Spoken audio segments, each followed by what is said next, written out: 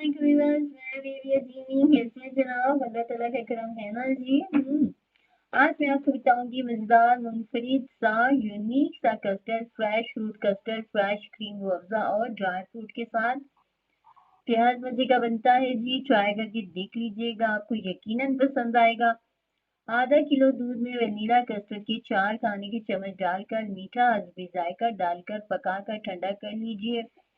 Custard को ज़्यादा गाढ़ा नहीं बनाना चाहिए और ना ही कस्टर्ड पाउडर ज़्यादा डालना चाहिए। बस दूध में बनी अशिया का सारा टेस्ट ज़्यादा दूध की बिना पर आता है। अब आधा पैकेट कोई सा भी जेली फ्लेवर का लेकर आधा कप पानी में पका लीजिए। जेली को गाढ़ा सा बना लें।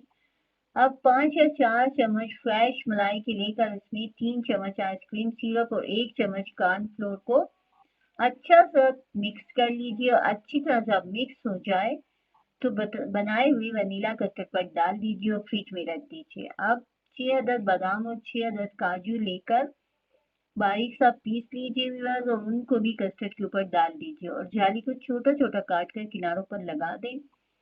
अब 4 अदद चेरी के लेकर इसके भी बीज निकाल कर सजा दें। आखिर में आम काट कर इसके छोटे छोटे से क्यूब बनाकर सजा दें। व्यूअर्स, बेहद मजेदार स्वीट डिश कम खर्च में हर कोई घर में बना सकता है। बच्चे बड़े इसे बेहद लाइक करते हैं।